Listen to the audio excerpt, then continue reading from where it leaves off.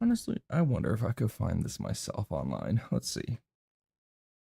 Letter of Pilate to Caesar about Jesus. What is this? Arco.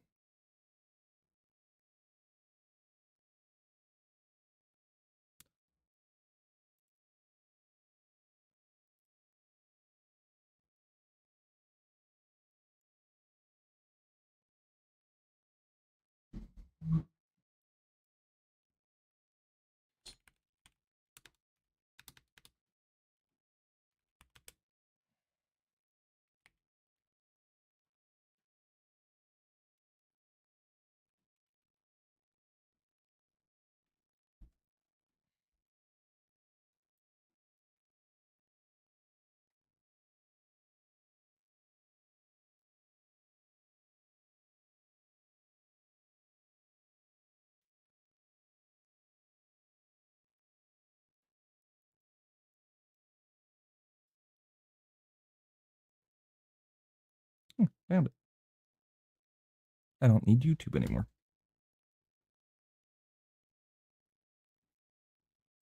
I'm gonna read Pontius Pilate's letter to the Emperor of Rome.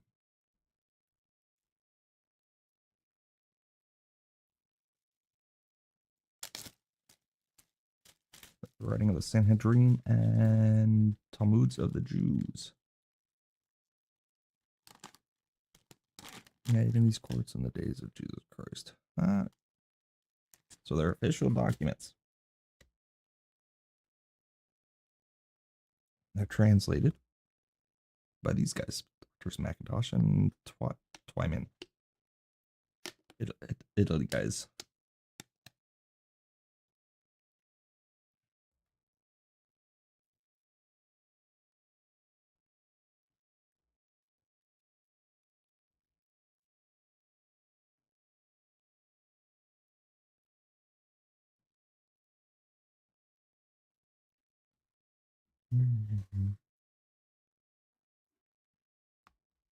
So let's go down. They were found in Constantinople. If I'm not mistaken, that was the Western Roman Empire. 1905.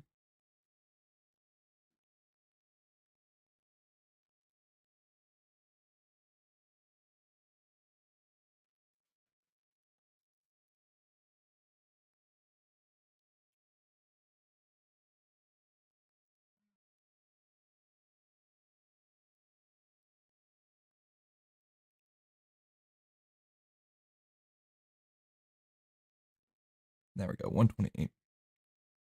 Pilate's report to Caesar of the arrest, trial, and crucifixion.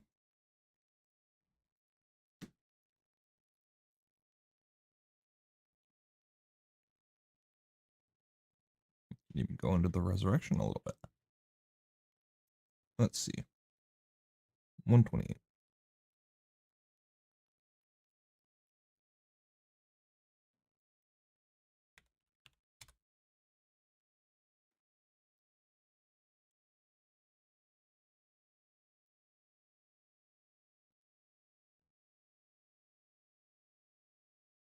So, Acta Pilati, or Pilate's report to Caesar of the arrest, trial, and crucifixion of Caesar.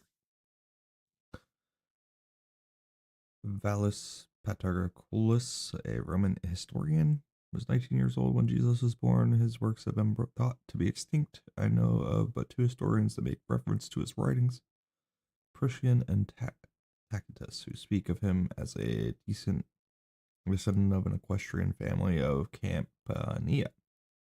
From what we gather from these writers, Vallius must have been a close friend of Caesar, who raised him by degree until he became one of the great men of Rome, and for 16 years commanded the army. He returned to Rome in the year 31 and finished his work, which was called Historia Romania. He held the office of praetor when Augustus died and while Vincius was consul. Vallius says that in Judea he met a man called Jesus of Nazareth, who was one of the most remarkable characters he had ever seen.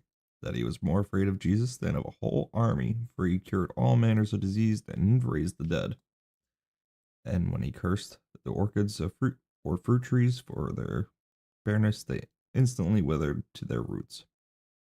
After referring to the wonderful works of Jesus, he says that although Jesus had such powers, he did not use it to injure anyone, but seemed always inclined to help the poor. Gallus says the Jews were divided in their opinion of him, the poorer class claiming him as their king and the deliverer from Roman authority, and that if Jesus should raise an army and give it the power, he could sweep the world in a single day. But the rich Jews hated and cursed him behind his back and called him an Egyptian necromancer. Cool. Not necromancer part, but just cool and cruel how they were. Though there were as afraid of him as of death, Valus Patroclus B 2072 BC 2072 found in the Vatican at Rome.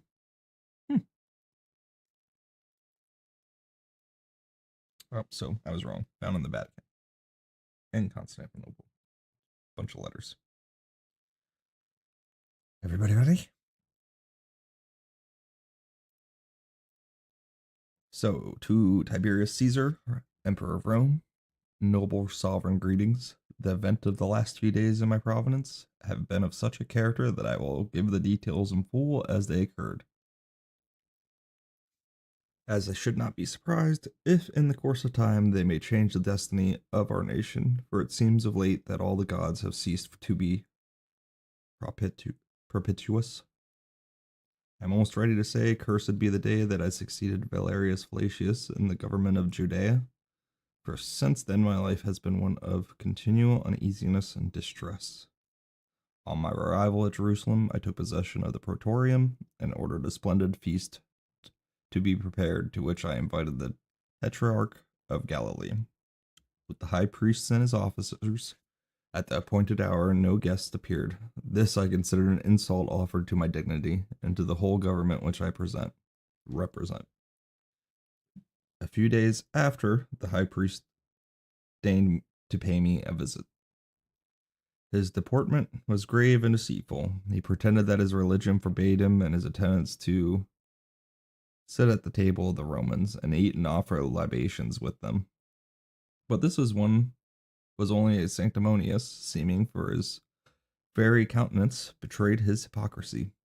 Although I thought it expedient to accept his excuse, from that moment I was convinced that the conquered had declared themselves the enemy of the conquerors, and I would warn the Romans to beware of the high priests of this country. They would betray their own mother to gain office and a luxurious living. One sec. Just remain muted in Discord. Where am I? Ooh. It is Picard. Although I thought expedient to accept his excuse from that moment, I was convinced that the conquered had declared themselves enemies, conquerors, and I would warn the Romans to beware of the high priests of their country. They would betray their own mother to gain office and a luxurious living. It seems to me that of conquered cities, Jerusalem is the most difficult to govern. So turbulent are the people that I live in a momentary dread of an insurrection. I have not soldiers sufficient to suppress it. I had only 1 centurion and 100 men at my command. I requested a reinforcement from the prefect of Syria, who informed me that he had scarcely troops sufficient to defend his own province. An insatiated thirst for conquest to extend our empire beyond the means of defending it, I fear, will be the cause of the final overthrow of our whole government. Crazy premonition there. I lived secluded from the masses, for I did not know what those priests might influence the rabble to do. Yet I endeavored to ascertain as far as I could the mind and standing of the people. Among the various rumors that came to my ears, there was one in particular that attracted my attention. A young man, it was said, had appeared in Galilee preaching with a noble unction a new law in the name of the God that had sent him. At first I was apprehensive that his design was to stir up the people against the Romans, but my fears were soon dispelled. Jesus of Nazareth spoke rather as friend of the Romans than of the Jews. One day in passing by the place of Siloe, Where there was a great concourse of people, I observed in the midst of the group a young man who was leaning against a tree, calmly addressing the multitude. Oh, the young man must have been Jesus. Yeah, I was told it was Jesus. This I could easily have suspected, so great was the difference between him and those listening to him. His golden colored hair and beard gave to his appearance a celestial aspect. He appeared to be about 30 years of age. Never have I seen a sweeter or more serene countenance. What a contrast between him and his hearers, with their black beards and tawny complexions. Unwilling to interrupt him by my presence, I continued my walk, but signified to my secretary to join the group and listen. My secretary's name is Manlius. He's the grandson of the chief of the conspirators who encamped in Etruria. That's hard. Waiting for Catiline. Manlius had been for a long time an inhabitant of Judea and is well acquainted with the Hebrew language. He was devoted to me and worthy of my confidence. On entering the praetorium, I found Manlius, who related to me the words Jesus had pronounced at Selo. Never have I read in the works of the philosophers anything that can be compared to the maxims of Jesus. One of the rebellious Jews, so numerous in Jerusalem, having asked Jesus if it was lawful to give tribute to Caesar, he replied, "Render unto Caesar the things that belong to Caesar, and unto God the things that are God's." It was an account of the wisdom of his sayings that I granted so much liberty to the Nazarene, for it was in my power to have had him arrested and exiled to Pontus. But that would have been contrary to the justice which had always characterized the Roman government. In all its dealings with men, this man was neither seditious nor rebellious. I extended to him my protection, unknown perhaps to himself. He was at liberty to act, to speak, to assemble and address the people, and to choose disciples, unrestrained by any praetorian mandate. Should it even happen, may the gods avert the omen. Should it ever happen, I say, that the religion of our forefathers will be supplanted by the religion of Jesus, it will be to this noble toleration that Rome shall owe her premature death, while I, miserable wretch, will have been the instrument of what the Jews call providence, and we call destiny. This unlimited freedom granted to Jesus provoked the Jews, not the poor, but the rich and powerful. It is true, Jesus was severe on the latter, and this was a political reason, in my opinion, for not restraining the liberty of the Nazarene. Scribes and Pharisees, he would say to them, "You are a race of vipers. You resemble painted sepulchres." I think I said that right. Sepulchres. You appear well unto men, but you have death within you. At other times, he would sneer at the alms of the rich and proud, telling them that the mite of the poor was more precious in the sight of God. Complaints were daily made at the praetorium against the insolence of Jesus. I was even informed that some misfortune would befall him, and it would not be the first time that Jerusalem had stoned those who called themselves prophets. An appeal would be made to Caesar. However, my conduct was approved by the Senate, and I was promised a reinforcement after the termination of the Parthian War. Being too weak to suppress an insurrection, I resolved upon adopting a measure that promised to restore the tranquility of the city without subjugating the praetorium to humiliating concession. I wrote to Jesus requesting an interview with him at the praetorium. He came. You know that in my veins flows the Spanish mix with Roman blood, as incapable of fear as it is of weak emotion. When the Nazarene made his appearance, I was walking in my basilic, and my feet seemed fastened with an iron hand to the marble pavement, and I trembled in every limb as does a guilty culprit, though the Nazarene was as calm as innocence itself. When he came up to me, he stopped, and by a signal sign he seemed to say to me, "I am here," though he spoke not a word. For some time I contemplated with admiration and awe this extraordinary type of man, a type of man unknown to our numerous painters, who have given form and figure to all the gods and the heroes. There was nothing about him that was repelling in its character, yet I felt so awed and tremulous to approach him. Jesus said, "I unto him at last." and my tongue faltered. Jesus of Nazareth, for the last 3 years I have granted you ample freedom of speech, nor do I regret it. Your words are those of a sage. I know not whether you have read Socrates or Plato, but this I know. There is in your discourses a majestic simplicity that elevates you far above those philosophers. The emperor is informed of it, and I, his humble representative in this country, am glad of having allowed you the liberty of which you are so worthy. However, I must not conceal from you that your discourses have raised up against your powerful and inveterate enemies. Nor is this surprising. Socrates had his enemies, and he fell a victim to their hatred. Yours are doubly incensed against you on accounts of your discourses being so severe upon their conduct. Against me on account of the liberty I have afforded you.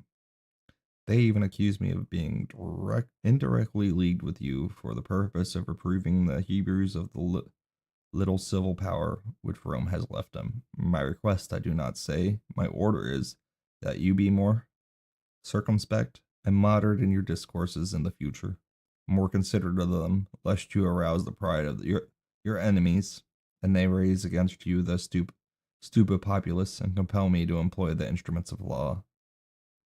The Nazarene calmly replied, Prince of the earth, your words proceed not from true wisdom. Say the torrent to stop in the midst of the mountain gorge, it will uproot the trees of the valley. The torrent will answer you that it obeys the laws of nature and the Creator. God alone knows whither flow the waters of the torrent. Verily I say unto you, before the rose of Sharon blossoms, the blood of the just shall be spilt. Your blood shall be spilt? Said I with deep emotion.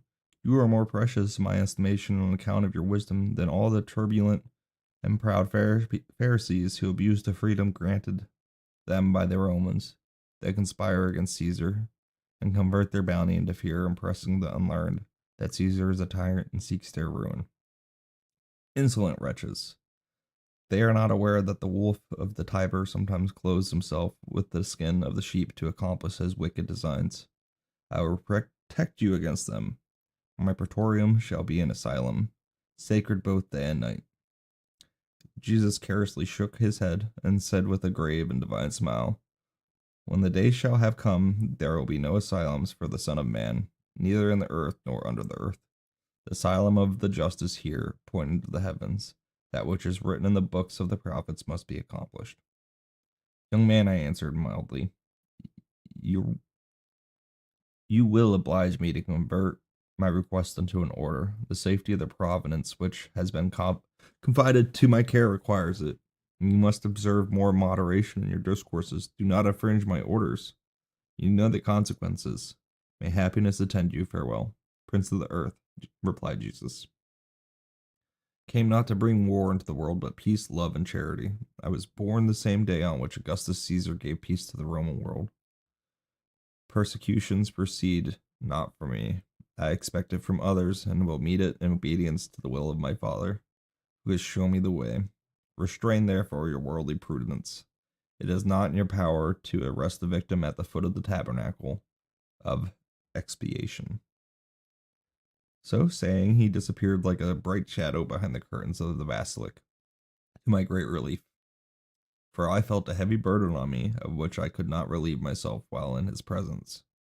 To Herod, who then reigned in Galilee, the enemies of Jesus addressed themselves to wreak their vengeance on the Nazarene. Had Herod consulted his own inclinations, he would have ordered Jesus immediately to be put to death. But, though proud of his royal dignity, yet he hesitated to commit an act that might lessen his influence with the Senate, or, like me, was afraid of Jesus. But it would never do for a Roman officer to be scared by a Jew. Previously to this, Herod called on me at the Praetorium, and on rising to take leave after some trifling conversations, asked me what was my opinion concerning the Nazarene. I replied that Jesus appeared to me to be one of the great philosophers that great nations sometimes produced, that his doctrines were by no means sacrilegious, and that the intentions of Rome were to leave him to that freedom of speech, which was justified by his actions. Herod smiled maliciously and saluting me with ironic, cold respect departed. The great feast of the Jews was approaching, and the intention was to avail themselves of the popular exaltation which always manifests itself at the solemnities of a Passover. The city was overflowing with a tumultuous populace, clamoring for the death of the Nazarene. My emissaries informed me that the treasurer of the temple had been employed in bribing the people. The danger was pressing. A Roman centurion had been insulted. I wrote to the prefect of Syria for 100 foot soldiers and as many cavalry. He declined. I saw myself alone with a handful of veterans in the midst of a rebellious city, too weak to suppress an uprising, and having no choice left but to tolerate it. They had seized upon Jesus and seditious rabble, although they had nothing to fear from the praetorium, believing as their leaders had told them that I winked at their sedition, continued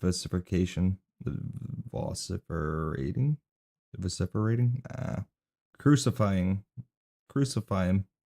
Three powerful parties had combined together at that time against Jesus. First, the Herodians and the Sadducees, whose seditious conduct seemed to have proceeded from double motives.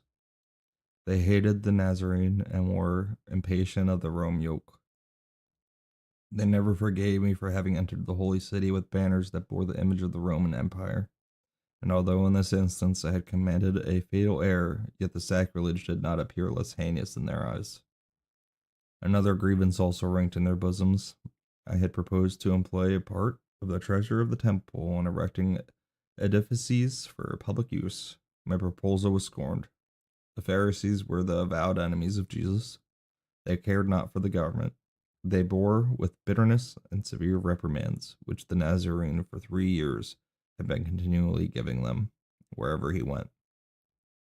Timid and too weak to act by themselves, that embraced the quarrels of the Herodians and the Sadducees. Besides these three parties, I had to contend against the reckless and profligate populace, although ready to join a sedition and to profit by the disorder and confusion that resulted therefore. Jesus was dragged before the high priest and condemned to death. It was then that the high priest, Caiaphas, performed a divisory act of submission. He sent his prisoner to me to confirm his condemnation and secure his execution. I answered him that as Jesus was a Galilean, the affair came under Herod's jurisdiction and ordered him to be sent thither. The wily tetrarch professed humility and protesting his deference to the lieutenant of Caesar. He committed the fate of the man to my hands. Soon my palace assumed the aspect of a besieged citadel. Every moment increased the number of the malcontents. Jerusalem was inundated with crowds from the mountains of Nazareth. All Judea appeared to be pouring into the city. I had taken a wife from among the Gauls who pretended to see into futurity. Weeping and throwing herself at my feet, she said to me, "Beware, beware, and touch not that man, for he is holy. Last night I saw him in a vision. He was walking on the waters. He was flying on the wings of the wind. He spoke to the tempest and to the fishes of the lake. All were obedient to him.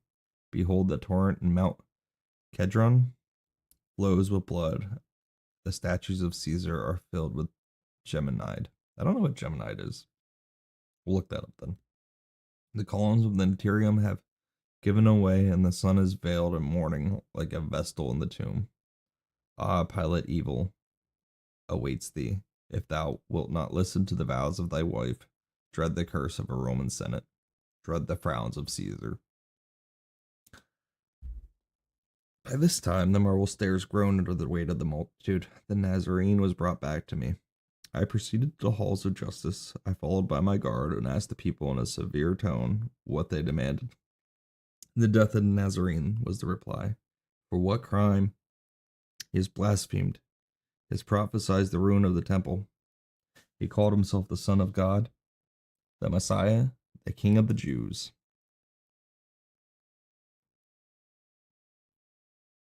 Roman justice said I, punishes not such offenses with death. Crucify him! Crucify him! Cried the relentless rabble.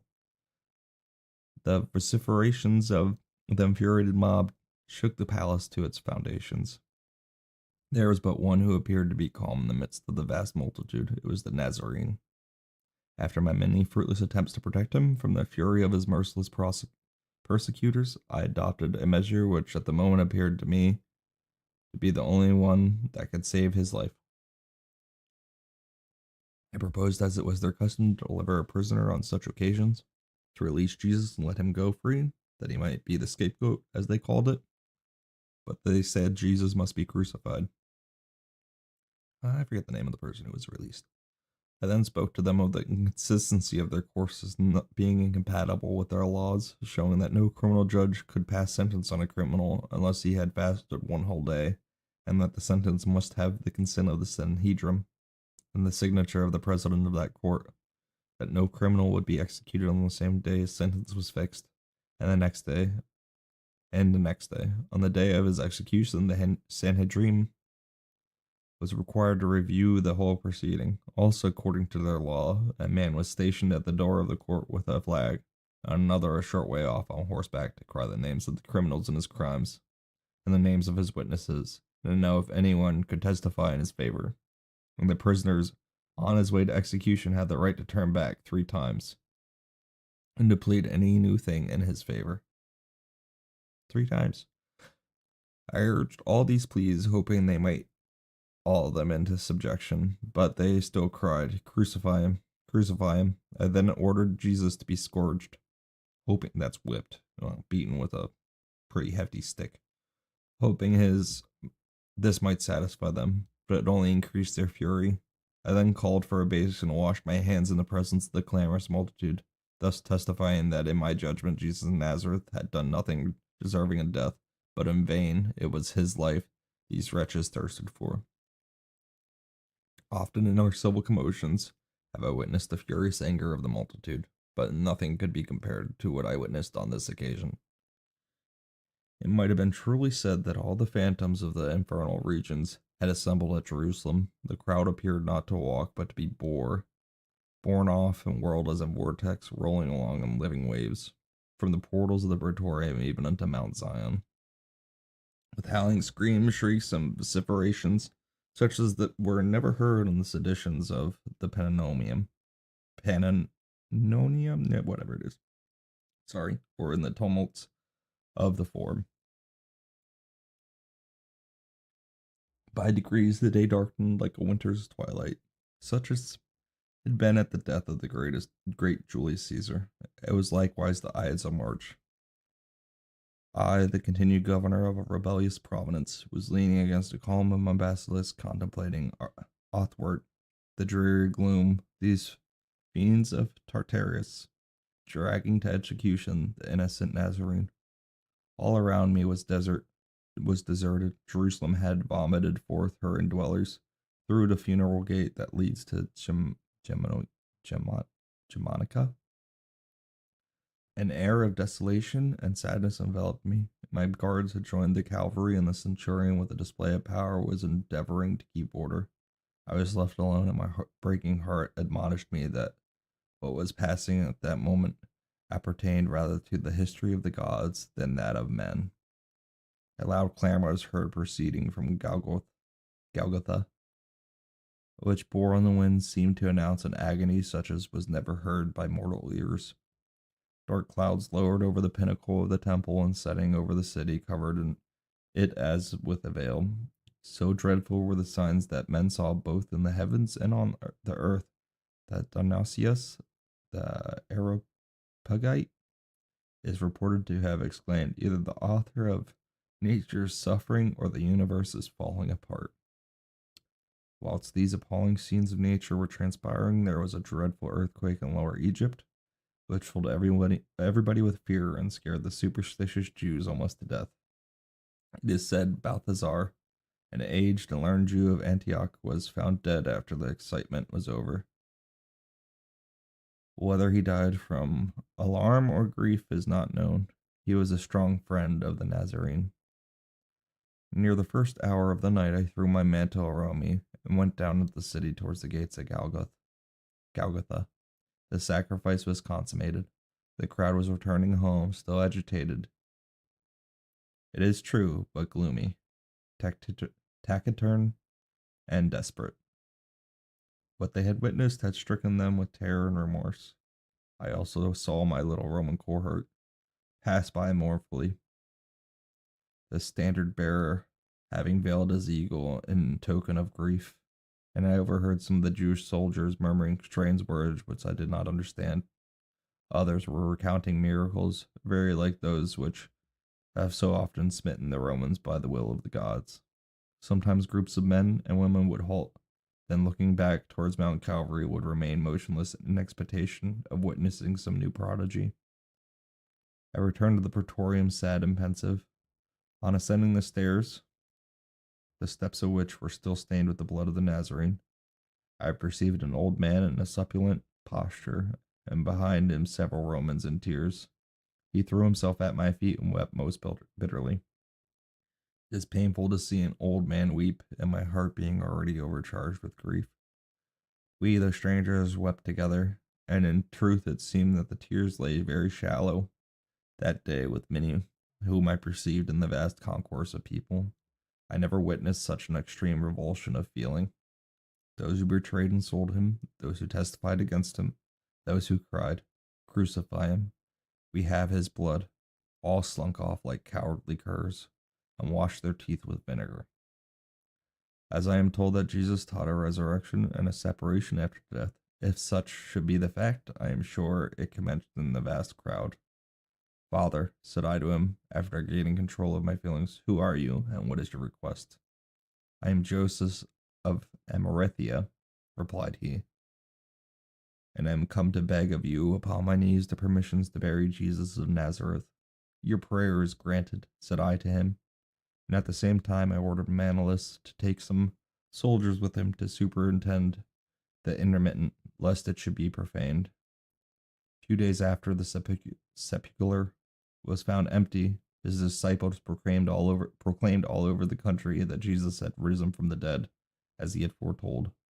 This created more excitement even than the crucifixion. As to its truth, I cannot say for certain, but I have made some investigation on the matter, so you can examine for yourself and see if I am in fault, as Herod represents. Joseph buried Jesus in his own tomb. Whether he contemplated his resurrection or calculated to cut him out another, I cannot tell. The day after he was buried, one of the priests came to the praetorium and said they were apprehensive that his disciples intended to steal the body of Jesus and hide it, and then make it appear that he had risen from the dead, and he had foretold, and of which they were perfectly convinced. I sent him to the captain of the royal guards, Malchus, to tell him to take the Jewish soldiers, place as many around the sepulchre as were needed. Then, if anything should happen, they could blame themselves and not the Romans. When the great excitement arose about the sepulchre being found empty, I felt a solicitude than ever, deeper solicitude than ever. I sent for Malchus, who told me he had placed his lieutenant, Ben Isham, with 100 soldiers around the sepulchre.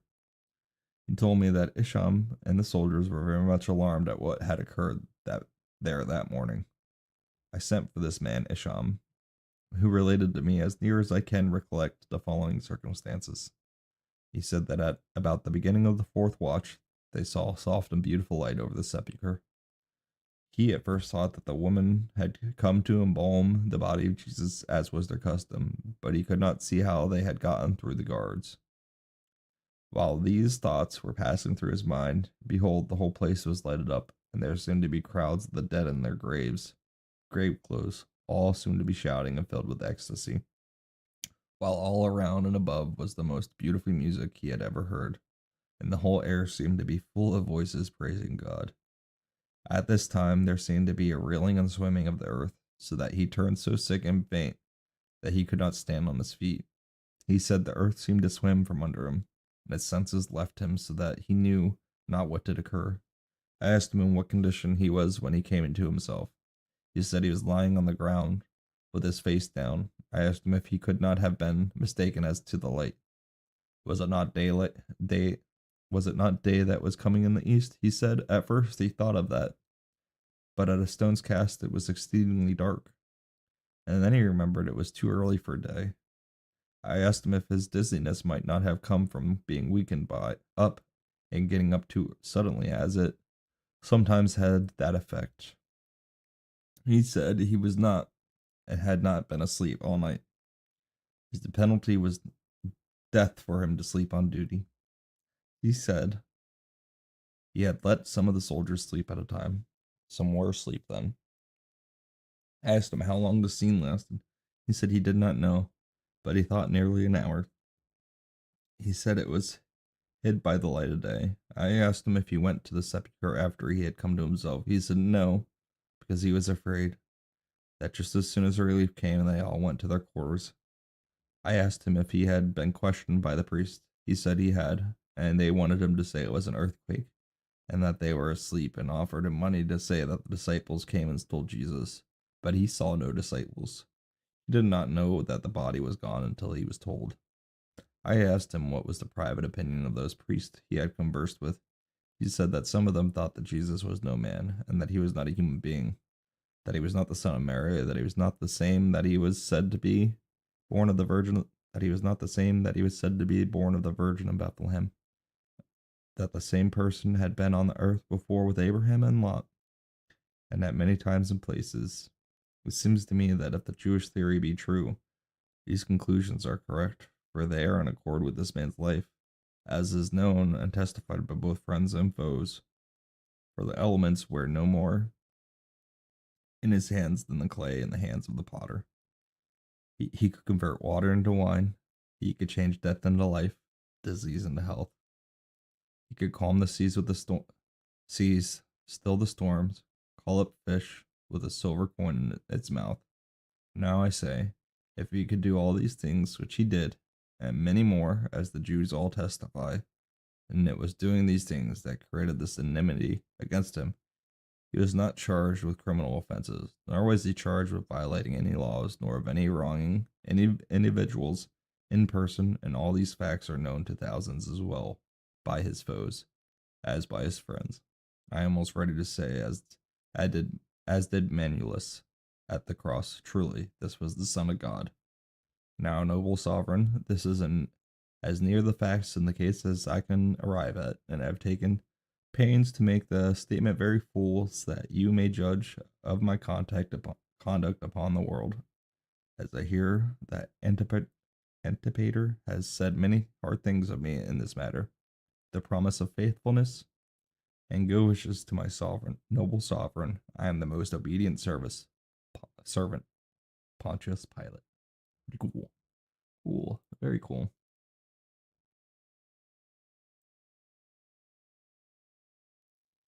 Hmm.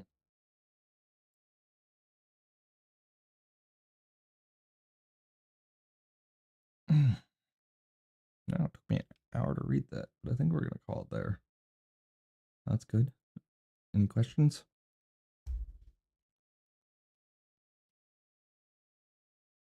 Not that I have an answer on this, but I think it's pretty forthright. Again, I think there's been some evidence that this is a true letter, but I'm not 100% sure. But even without it being true, it doesn't waver me in any way if it is not true. But I'm pretty sure they say it is.